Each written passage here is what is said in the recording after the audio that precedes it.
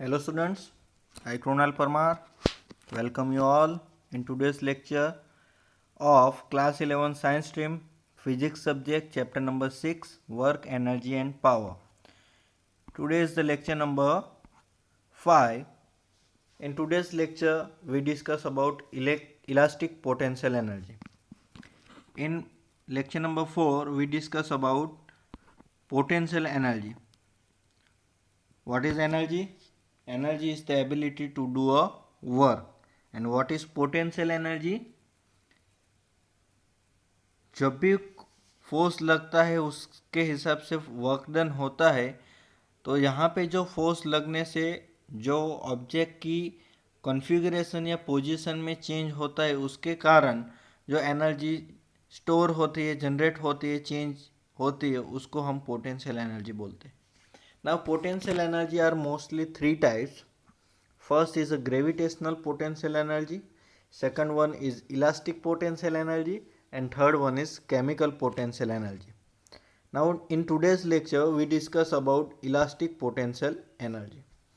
First of all, what is elastic potential energy?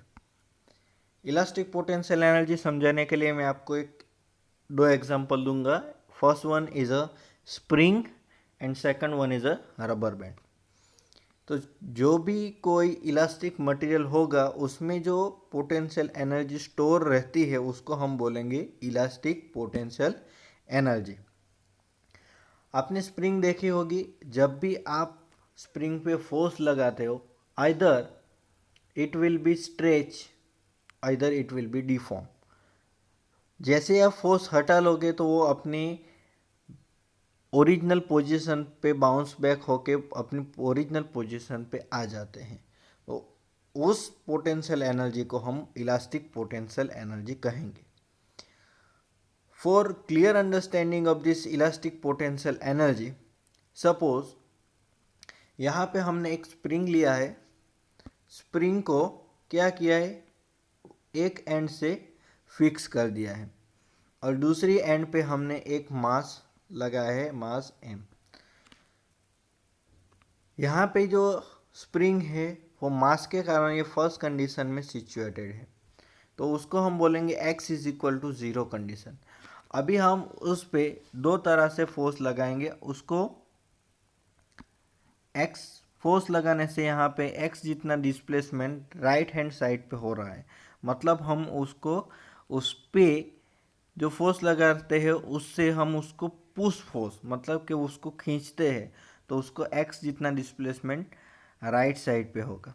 अभी दूसरा जो फोर्स लगा रहा है उस पे हम उस पे फोर्स लगाएंगे, जो उससे के जो फोर्स लग रहा है उससे वो डिफॉर्म होगा और लेफ्ट साइड पे x जितना डिस्प्लेसमेंट यहाँ पे हो रहा है. Now in here in figure you show that an example of spring. Here, to restrict the motion of the block in x direction, we apply a force. The increase or decrease in the length of the spring will also in the x direction. तो यहाँ पे जो force लग रहा है उसके कारण जो x डायरेक्शन में जो स्प्रिंग की लेंथ इंक्रीज हो रही है या जो स्प्रिंग है उसकी लेंथ डिक्रीज हो रही है, वो भी यहाँ पे क्या है, एक्स डायरेक्शन में है. तो इसके कारण जो इलास्टिक पोटेंशियल एनर्जी स्टोर होगी उसके रिगार्डिंग अभी हम डिस्कस करेंगे. इन द प्रेजेंट केस, तो restoring force is directly proportional to the change in the length of the spring. Restoring force मतलब क्या, जैसे ही हमने फोर्स लगाया तो स्प्रिंग आइदर वो दब जाएगी या वो स्ट्रेच हो जाएगी, लेकिन जैसे ही हम फोर्स उस पे लगाना बंद करेंगे, ओके, तो वो अपने जो ओरिजिनल पोजीशन है उस पे आ जाएगी. तो उसमें जो फोर्स स्टोर हुआ है उसको हम बोलेंगे restoring force. The restoring force is directly proportional to the change in the length of the spring and in the direction of opposite to the change in the length. तो यहाँ पे जो restoring force होगा वो जो direction change होगी उसके opposite direction में होगी, उतनी ही होगी, लेकिन उसकी जो डायरेक्शन है वो चेंज अपोजिट है. That's why we can write that restoring force is proportional to minus x, that's why यहाँ पे हम प्रोपोर्शनलिटी कांस्टेंट रखेंगे f is equal to minus k x, minus k x. तो यहाँ पे जो k है उसको क्या बोलेंगे, k is a constant of proportionality, k is known as a force constant of the spring. So यहाँ पे क्या है, k क्या है, k is known as a force constant of the spring. If x is the increase in the length of the spring, the work done by the applied force is given by W is equal to 0 to x kx dx is equal to k constant है उसको हम बाहर निकालेंगे, k integration for 0 to x x dx, x का जो integration होगा x square by 2 limit range from 0 to x k x square by 2.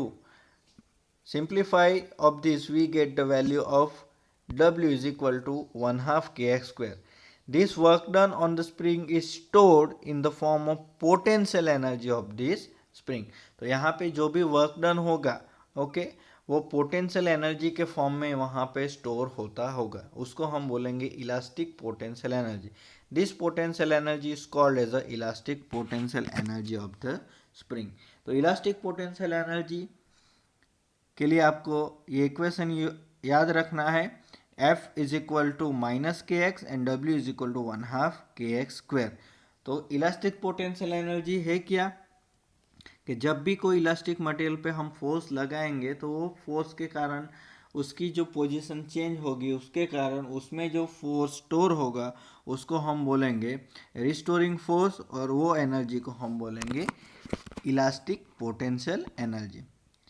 Taking this potential energy in the normal position of the spring as a zero arbitrarily, then the potential energy in the condition when change in the length is equal to the x, it will be u is equal to 1/2 kx square. This is an important equation. Here it is clear that work done on the system by external force is stored in the form of potential energy and a kinetic energy. तो यहाँ पे u is equal to क्या है, u is equal to potential energy, k is equal to क्या है, kinetic energy। तो यहाँ पे जब भी कोई ऑब्जेक्ट पे हम फोर्स लगाते हैं तो उसमें जो एनर्जी स्टोर होती है वो पोटेंशियल एनर्जी और काइनेटिक एनर्जी के फॉर्म में वो स्टोर होती है। तो यहाँ पे जो इलास्टिक पोटेंशियल एनर्जी का जो फाइनल इक्वेशन हमको क्या मिला, u is equal to 1/2 kx square.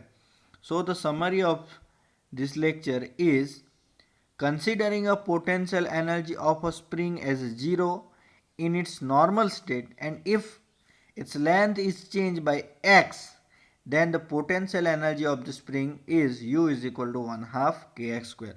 अगर स्प्रिंग की इनिशियल कंडीशन नॉर्मल स्टेट में जो पोटेंशियल एनर्जी है उसको ज़ीरो हम कंसिडर करते हैं और उसकी जो लेंथ में फोर्स लगाने से x जितना डिस्प्लेसमेंट आता है तो उसमें जो पोटेंशियल एनर्जी है वो u is equal to 1/2 kx square जितनी होगी।